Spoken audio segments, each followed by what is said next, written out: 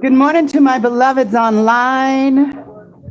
Good morning if you're watching on YouTube or Facebook. We are so glad you are here. Good morning to my Zoom beloveds. Hello.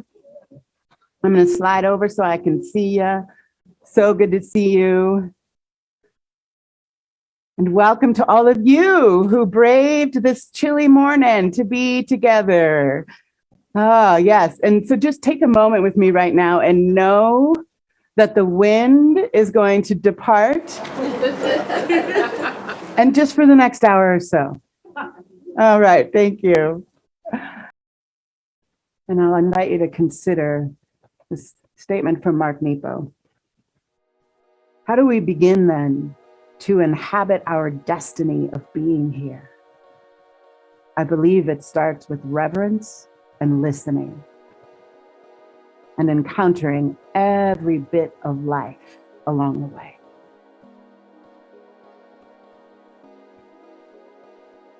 And as you do this deep listening to your own body, you are doing a deep listening to the one place you can find the messages and the wisdom of the divine.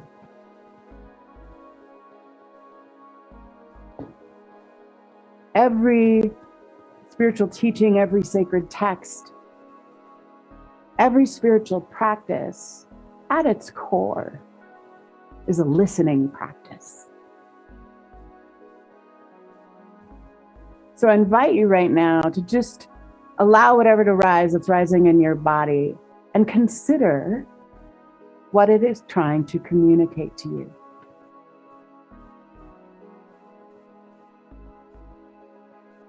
And I would invite you to share that. Turn to your left or your right. Just figure out how to share with somebody sitting next to you. And if you're not sitting next to somebody, find your way to a somebody.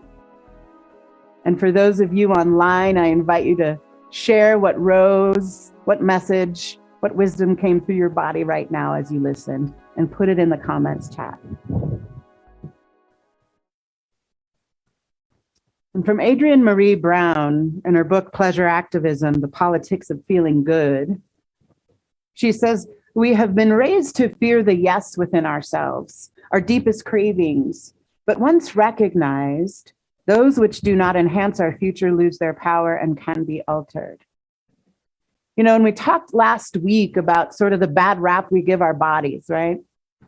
And what we're really looking at this week is the way we can not only welcome our bodies to the table in our spirituality, but recognize the tool and the vessel and the conduit that they really are.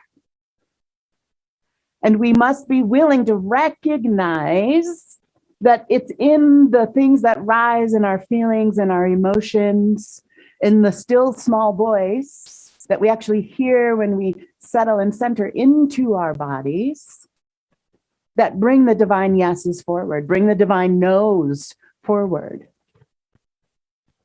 And I find in spiritual communities, and really whatever kind of faith community you may find yourself in, including ours, especially ours, because we like to think of ourselves as that slightly more evolved, hipster, alternative spiritual community.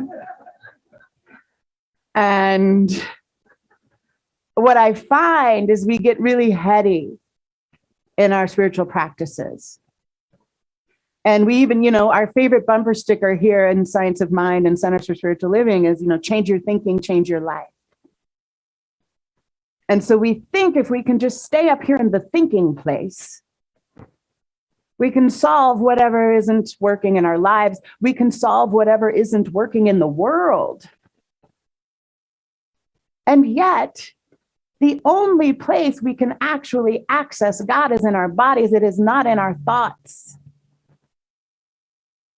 It is in our willingness to get past our thoughts, actually, which is why every faith tradition, every practice brings itself back to deep listening and quieting of the mind, which is where our bodies come really in handy. Because it's that practice, which I hope you had a little taste of it in that listening and in that deep breathing. It's a practice that actually brings our attention to our wholeness, not just to our thoughts. Our thoughts are usually problematic. Our thoughts are usually that place where we run old tapes, right? Where we get stuck and we loop in unnecessary and usually not very useful thought processes. But it's when we're able to sink below those into our wholeness, into our body, into the felt experience of centeredness, that we begin to access wisdom. We begin to access divine intelligence, which is a much different kind of intelligence than thinking.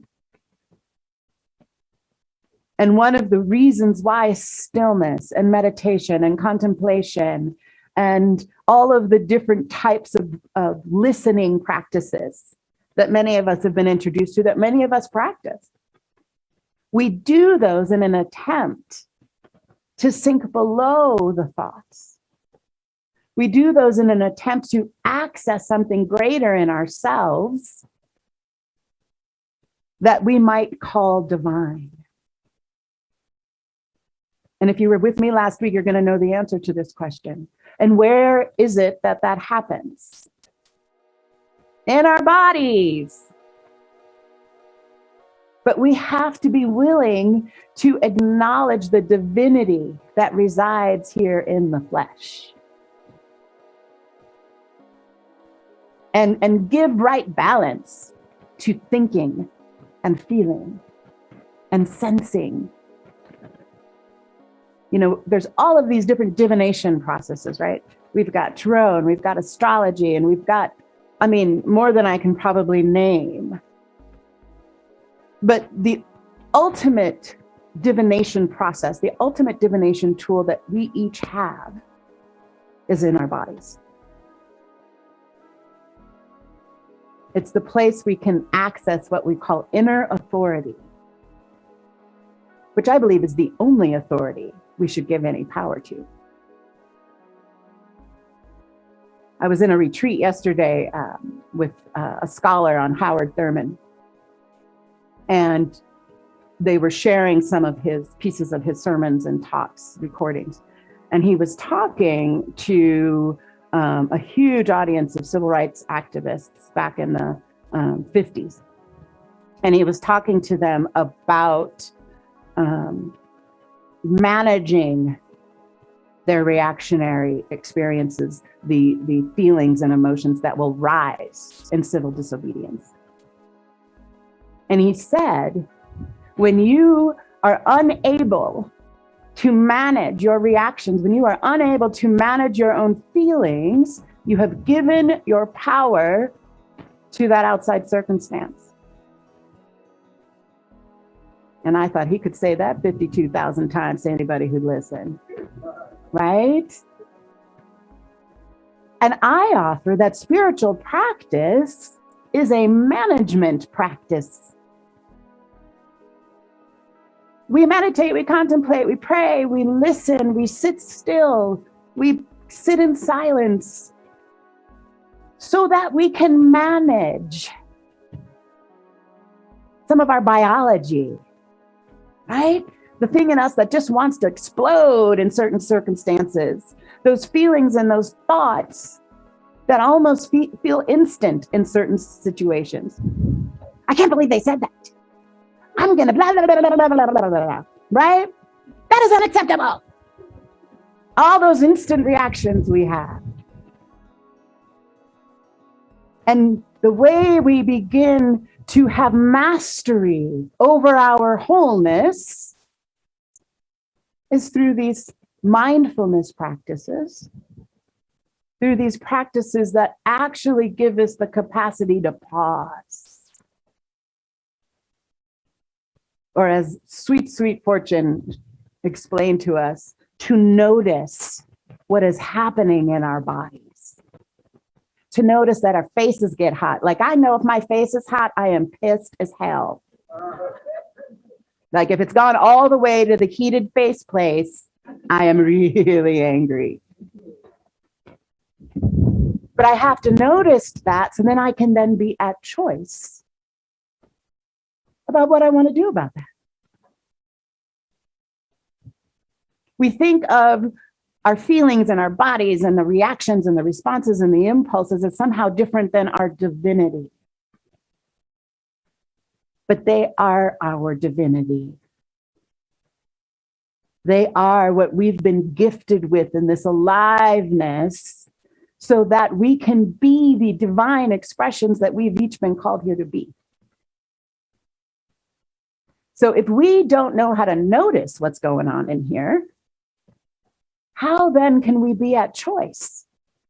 It's one of our other favorite bumper stickers here. You're always at choice. You know who said that to me in a way that was really the first time I heard that? It was Miss Michelle Morton in a practitioner class. And there was a little piece of me that wanted to smack her in the face. Because I knew she was right. I knew she was right, that I was always at choice, no matter what these people out here were doing or not doing, saying or not saying, voting for or not voting for, believing in or not believing in. That regardless of all those situations and circumstances and humans, I was at choice. And if I really wanted, which I desperately want, to be a conscious life of the one, I was going to have to learn how to manage myself. I was going to have to learn how to create the spaciousness required so that I could make choices that were in alignment with who I knew God to be. Which meant I was going to have to get all up in my body, up in my feelings, up into my ideas and thoughts about all these other humans on the planet. And I had so many ideas and thoughts about them. Anybody else?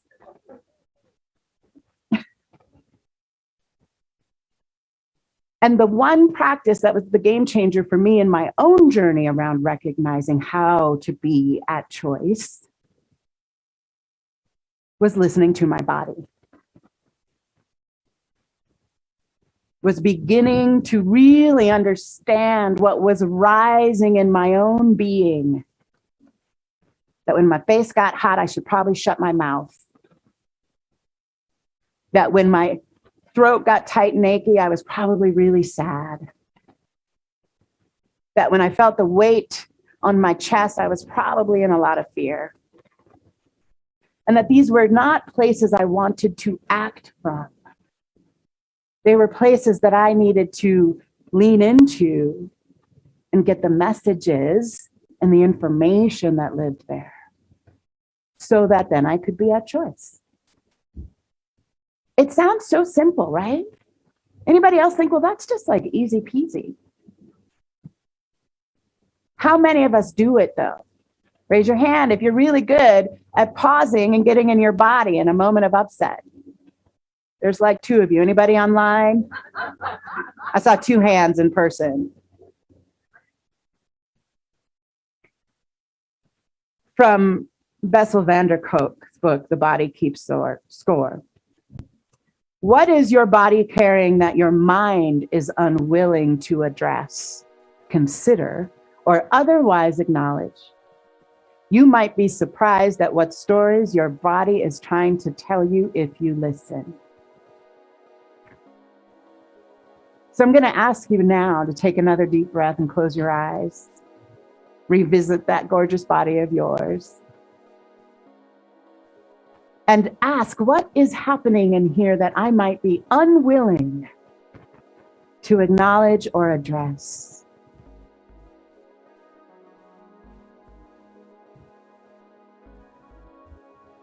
And as your body's wisdom brings that forward, I invite you, for those online, to type that into the chat if you are brave and willing.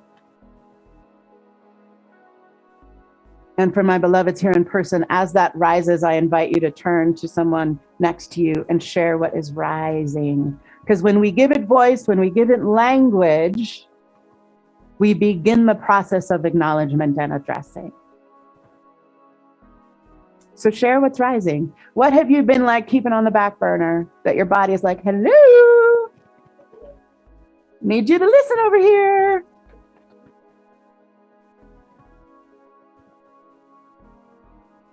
You know, one of the simple ones that I often notice when I remember to notice is that I find my shoulders next to my ears more often than not. Anybody else? Like, that's just, when you pay attention, you're just like, wait, why are my shoulders like 6 inches higher than they actually are? What is happening right now?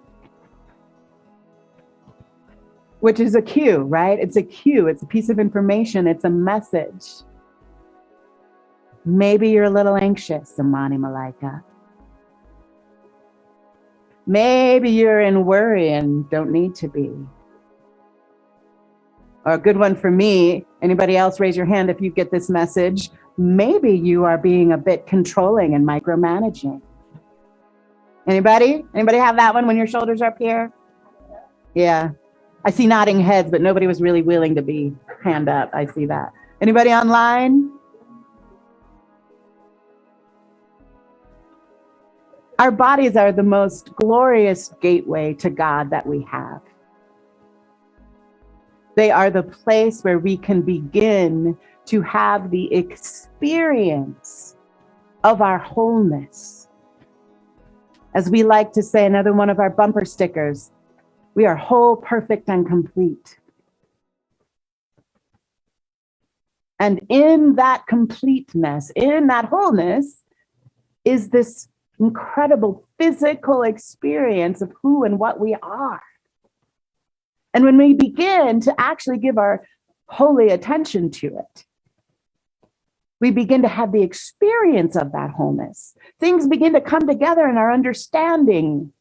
Things begin to make sense in ways that maybe they hadn't made sense. It is the one place where we have encounters with God.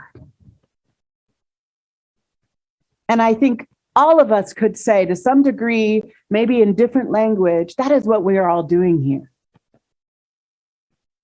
Is we want to encounter God. We want to encounter the universe. We want to encounter divine intelligence. We want to encounter that which is beyond our understanding. Yes? Can we all agree some version of that? And when we begin to allow ourselves to actually have the encounters in our bodies, to bring our full attention and presence to the place where that experience can actually happen,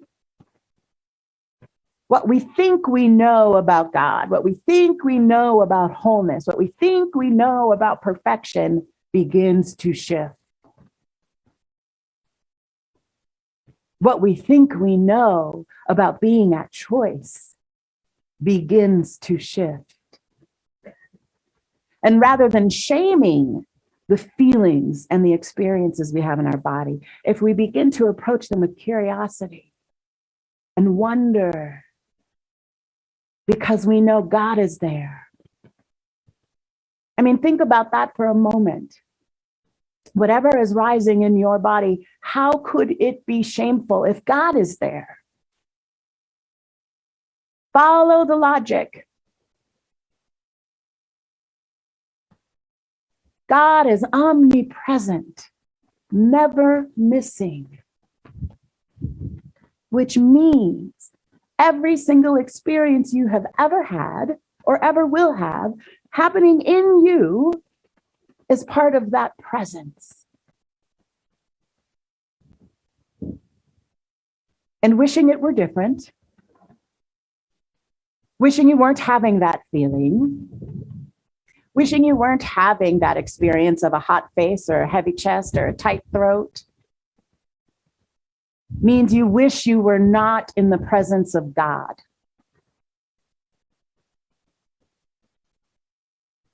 You are always in the presence of God. One of the things I heard in my retreat yesterday that Howard Thurman said was, everybody's been called. Only a few answer.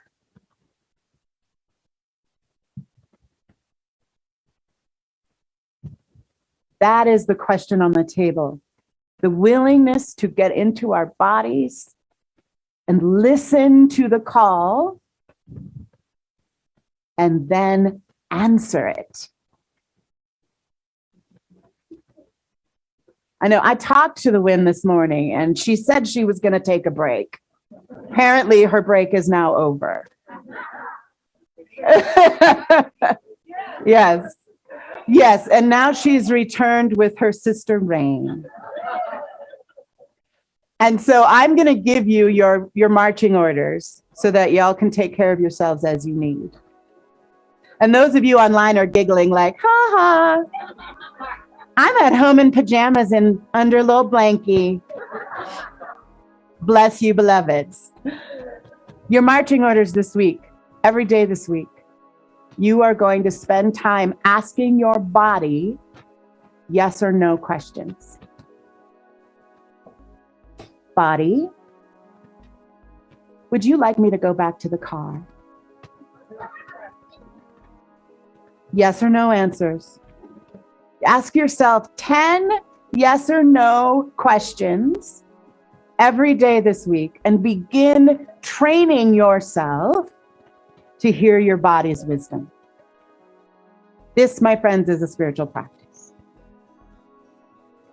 I can see by my beloveds here in person that you want me to do my very fast benediction.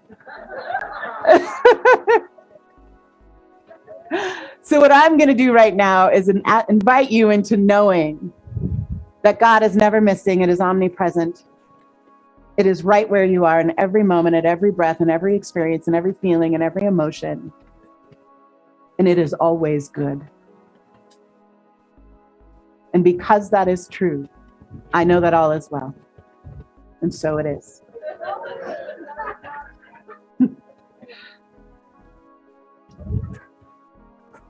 And to my beloveds online, thank you so much for being with us today. I invite you to put any prayer requests into the comments, into the chat feed. I invite you to go to our website, abqcsl.org, to support what we are doing here and make a contribution by hitting the donate button. I love you so much. Welcome, Rain.